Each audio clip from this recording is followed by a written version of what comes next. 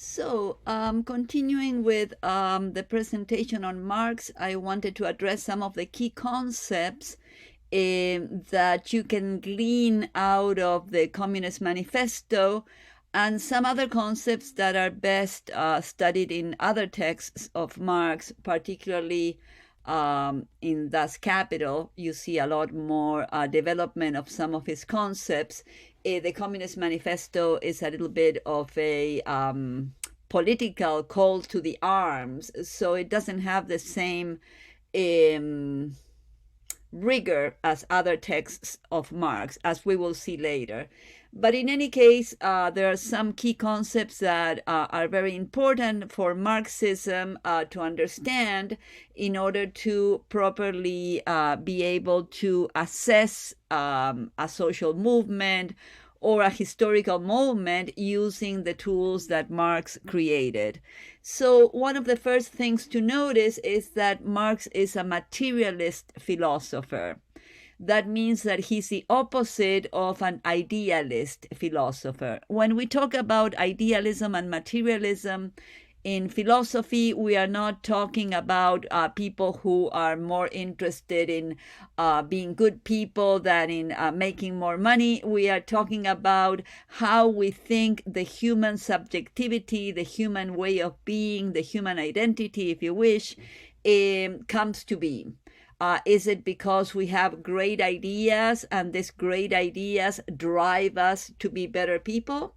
Or is it that because of the way we live, particularly the way that we produce our lives, how we make a living, what we do to make sure that we have food at the table, is that what creates the kind of human being we are? That's a big discussion in philosophy. If you think that we are the product of the way we live, that is, for example, if we work at a factory, we are going to look at the world in a very different way than the owner of the factory might look at the world, because when we come back home, our options are not the same as the options of the owner of the factory. We might not have vacation. We are not even sure if we will have a job tomorrow. Nowadays, in these moments of COVID-19 madness, we don't know anything about the future. But if we had, if we were the owners of the means of production, if we were people who made decisions on how the economy is going to go, instead of being sort of like the victims of these decisions in many ways, then our vision of the world would be very different. So Marx thinks that the world can only be changed by the proletariat, because the proletariat, according to him, the working class, people who work for a living, have nothing to lose. This was very, very true in the days of Marx. In the 1800s, people who work at factories really had nothing. Nowadays, if you have a factory job, you might be very, very lucky, because you would be one of the few people that might have an income that hasn't vanished with the present crisis. But in those days, a factory job was maybe 16, 17 hours of work a day, starvation wages, and no protection for anybody. Children were tied to the machines so that they would work all the hours that they were expected to work. So out of this materialist way of thinking about the world, Marx comes up with the idea that it's only the people that have nothing to lose under the present system of oppression, as he considers capitalism, will be those that can change it. So it's not a matter of being very smart. It's not a matter of having read the right books. It's not a matter of being a person that has lofty ideas. It's a matter of you being in a situation that will make you and your people, make the people most suitable to change capitalism, because capitalism is bad for you. You get nothing out of it, so you are very motivated to change it. And out of this need, out of this material need of the way that you produce your life, is what's going to come up as ideas, books, and films, and whatever that will allow us to envision a way out of the present nightmare that capitalism has become. So this is materialism. The opposite would be philosophers like Hegel, for example, which was one of Marx's influences, who thought that the world changed according to the ideas that people have. So nowadays we have these ideas of freedom, for example, that will turn the world into a freer world. Marx says, no, our ideas of freedom come out of our need to produce things in a certain way. The bourgeois came up with the idea of freedom because they needed to free themselves from the yoke of the ways of production of the lords in medieval ages. So you don't want that. You need to change that because that is bad for your way of producing your life out of these restrictions that medieval lords placed on production and distribution of goods. That made the bourgeois poorer, and they knew they could make a lot of money if they got rid of that. So they come up with these ideas of freedom, freedom of religion, freedom of this and that and the other, as a way, according to Marx, of getting rid of a system that wasn't working for them, so that they could start creating something that worked much better for capitalists, which is what we understand now as capitalism, and the governments that go along with that, which are mostly in the West, Western democracies. So this concept of materialism leads us a little bit into the second concept that we want to stress here, which is class struggle. For Marx, there are two big classes, two important classes: the proletariat, the ones that work for the means of production, that do not own them, and the bourgeois, who are the owners of the means of production, and the proletariat have to work for them. So bourgeois would be owners of, nowadays, factories, lands, Facebook, Google, Amazon, right? Those are the bourgeois, what we call now the 1%. The proletariat for Marx are all of those who work for a living and for somebody else, for the bourgeois. So according to Marx, there's always going to be class struggle because we all produce collectively. Every one of us pretty much gets up in the morning and does some kind of work. But then when it comes to taking all of the money home, we, the proletariat, the working class, only take a little bit of that production. We don't take all of the value that we produce home. We only take a small amount of that allows us to reproduce our lives. Now, there's different ways of reproducing our lives, right? Very poor people are only paid the minimum so that they don't starve. In some cases, not even that. We all know, for example, that if you work for Walmart, Walmart is going to pay you less than what you need to live on. So you will rely on food stamps and other ways of social welfare to make do for the fact that although you work full time for this huge corporation, you are not paid enough to make a living. So in your case, if you're a Walmart worker, a lot of that surplus value, that extra value that you create, will be kept by these big Walmart people.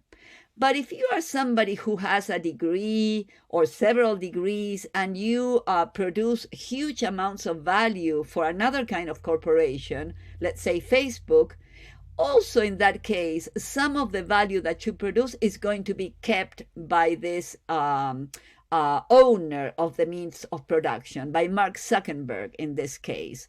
So we call that surplus value, that small amount of money or big amount of money, of value that the corporation keeps for themselves, for their own profit. We call that surplus value. And we talk about class struggle as a struggle that we have over that surplus value.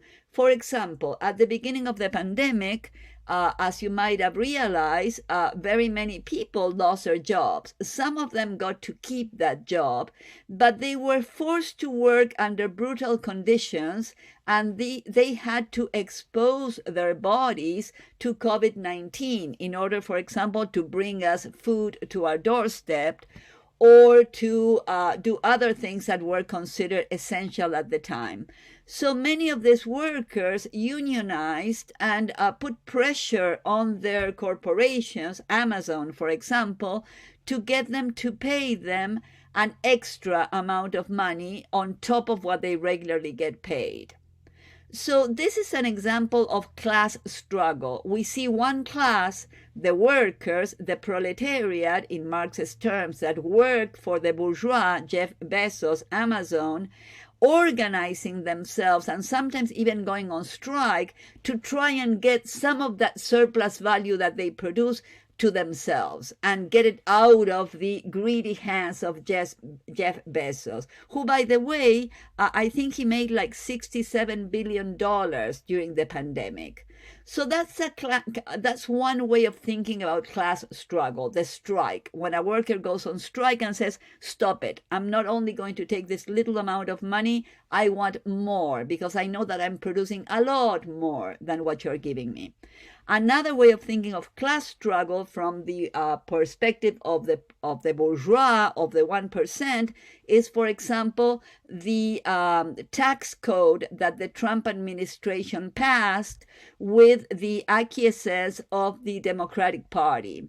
It's a kind of way of allocating taxes that takes most of the money from the middle classes and allows the upper class, the 1%, the bourgeois, to keep a lot of the money that they make out of our work, in Marxist terms. Because any money that a corporation makes is money that was produced by the workers, in Marxist terms. The workers, the proletariats, are the only ones to produce value. And then class struggle is this fight over who gets to keep this value produced by the proletariat and appropriated independently, individually by the corporation.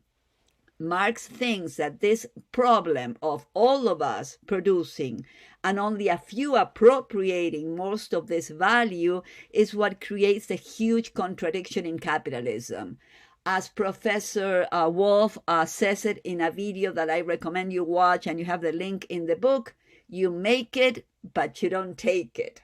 You make the product, you make the value, you make it possible for the corporation to make a lot of money out of what you're producing, but then you don't take that money home, and it doesn't even come to your communities. That money stays with the corporation, and the corporations, through pressure that they put on the different governments that they help get elected through the money that they use in the elections, they make sure that the world continues to go their way and not our way. COVID-19 was a very clear example of corporations controlling the world.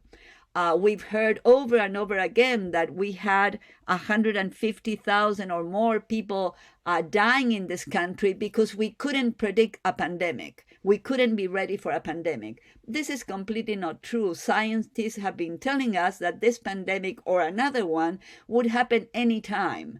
But we chose, because the corporations control our politics, to keep that surplus value that we don't take home and ends up in their hands, to use that money for military investment and for other investments that were not in the best interest of the people of this country. Instead of a drone program, we would have benefited more from a sufficient amount of PPE, so that not so many people who were essential workers putting their lives at risk to help us would die in the different clinics and healthcare facilities of this country. So ideology, according to Marx, is what allows all of this to go on, and us not realizing that we are the ones producing the value, that we are the ones making the world, but we, the workers, are not controlling this process.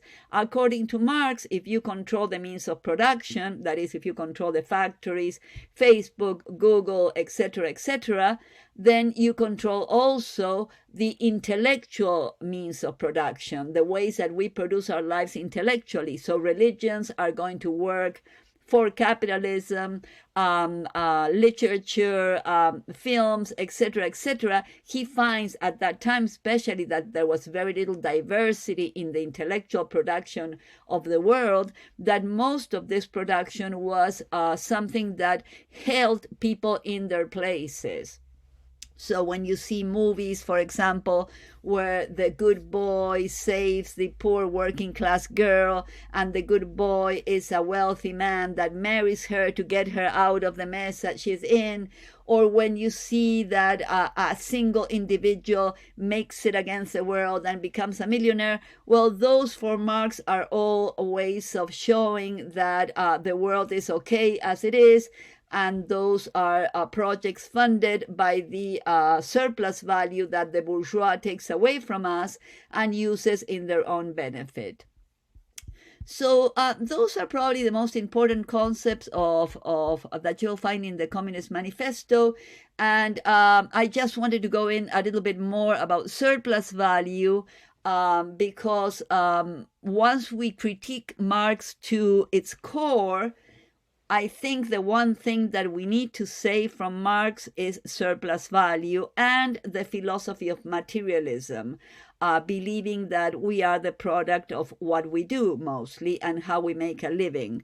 The notion of surplus value, as I anticipated earlier, is the idea that the only people that produce value in the world are the workers that make things, whether they are chairs, computers, software programs, intellectual property of any kind. Is always a product. There's some materiality to it, and it can be exchanged for other products in the market. So according to Marx, we go to work for the owner of the means of production. They take the surplus value away from us, and they keep it. So part of what we produce is kept by the employer. A part of what we produce is distributed then to managers and shareholders, people that don't actually make anything but are used in the production and reproduction of goods. And the shareholders in particular are the people that have money invested in that corporation, and you have to give them more money back so that their investment makes change. So we think of the shareholders as the 1%, the owners of these huge corporations, people that have huge stocks in Exxon, for example, the Walton family, Jeff Bezos. Then the rest of us, we might think we are the 1%, because, we might get to party with the 1%. We might even get very high salaries. But if we work for somebody else and we have a salary, then we are not bourgeois. We might think like the bourgeois, but we are not the bourgeois. The bourgeois are the owners of the means of production that makes me big money, not small owners of hotels or small things like that. We are talking about corporations, chains of stores throughout the world. That's the 1%. And they are the ones that are controlling the world right now through the masses of value of money that they have acquired by expropriating the work of the workers for generations. We start thinking that capitalism starts when Middle Ages start rabbiting off. And since then, we believe that corporations have been expropriating the value of workers, and this money is kept as a social class and pass from generation to generation. So every now and then you will find one Rockefeller, a guy who was very poor and made all of a sudden a lot of money. But for the most part, especially now since 2008, even in the United States, if you were born to the middle class or you were born to the working class, you will stay there. I'm really sorry to say, since 2008, it's been even worse. You are the first generation that is going to make less money than their parents. For the first time in the United States, we expect that your generation is going to be poorer than your parents. Bad news, right? But this is the world that capitalism is going, because corporations are running it so that they can increase their profit, but not necessarily make the world a better world for us. David Harvey, I think I have a link also in the little book that we are using for this course, has a very interesting way of explaining the different crises of capitalism and why is it that the working class is poorer and poorer. I strongly recommend that you see that work of his. So moving on to the next slide, Marx's legacy we can think of Marx's legacy around not only issues of politics, because as you know, Marx has been either blamed or credited for revolutions throughout the world, right? The Soviet Union followed some of Marx's conceptions, not all of them. Cuba and other countries in the world. So there's a huge connection between Marx and social organizing of workers on a national, international, and local scale. There are also many political parties that are influenced by some of Marx's ideas, particularly this idea of surplus value, the idea that workers are the ones that produce all the value of the world and not the owners of the corporations that take our surplus value. Obviously, his influence on economics, every economist has to grapple with Marx, whether it is to agree with him or to disagree with him. He pretty much is at the basis of the economic thinking of today, although many people think against the grain of Marx, but they have to grapple with him.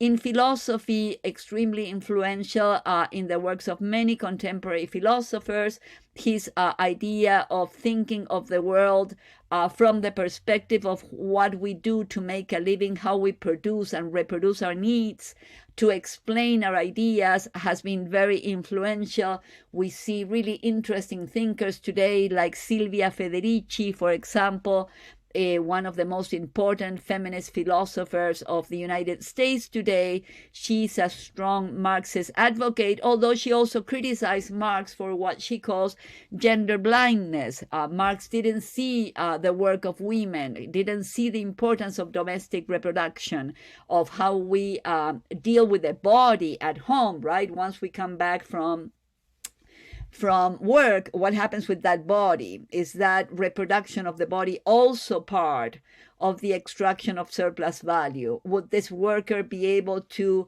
have their surplus value extracted at a factory if there wasn't somebody at home cooking his meals, reproducing him, having their children, etc.? Marx didn't see that, but there are many contemporary Marxists that are studying that.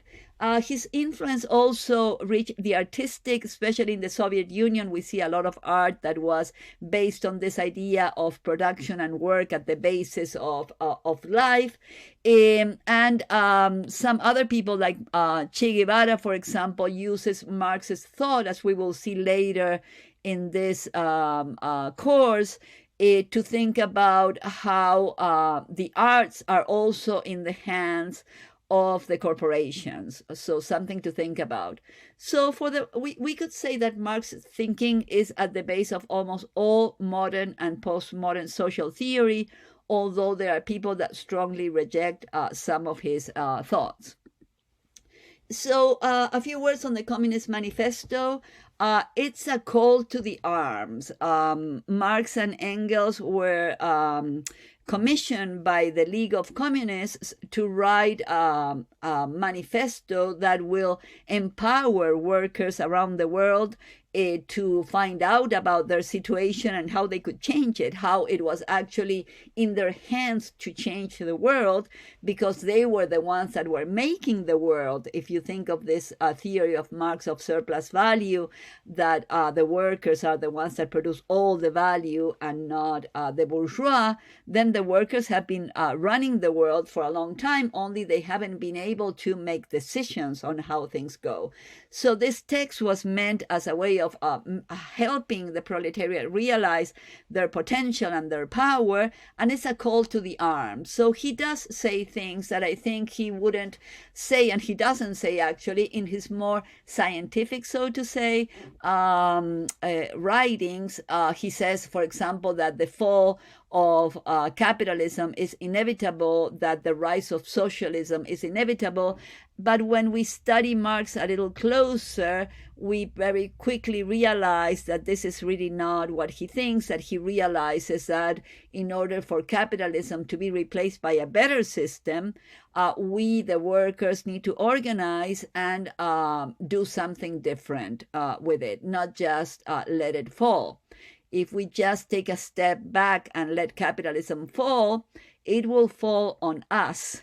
if we go the way of the and we don't even have to go science fiction way nowadays, right? We can just think of COVID-19. Unless we do something seriously to take care of ourselves and take care of our loved ones, it's clear that corporations are interested in having us come to work and make value for them, even at the risk of millions of people's lives, because what makes a corporation is that they have to make profit, and they can only make profit when workers work. If you think about it, the best proof for the theory of surplus value of Marx is that once workers could not work any longer, that was at the end of May and beginning at the end of March and beginning of April, the stock markets throughout the world fell. We went into an immediate situation of crisis. Why? Because what we are told is that, the ones that run the world, the important ones, are the CEOs of the corporations, the wealthy people like Jeff Bezos. Well, Bezos was there on Zoom all the time. Who was not doing their thing? Those were the workers. And once the workers stopped working, the world stopped making any profit. So it's clear that we are at the bottom of everything that can happen in the world, but we are not in control. So Marx's call to take down capitalism and the idea that capitalism will fall should be taken with a grain of salt, unless we think that we can come up with a different political structure that will allow us to change capitalism into a system that works for the people and not for the corporations. So finally, last words in this lecture from Marx. The philosophers, according to him, have so far only interpreted the world in various ways. The point is to change it. So that is Marx's call: to change capitalism, to change the world, to abolish capitalism, and create a world that will be livable for the people, for the workers, for the different species that are disappearing under the brutality of climate change and corporate greed.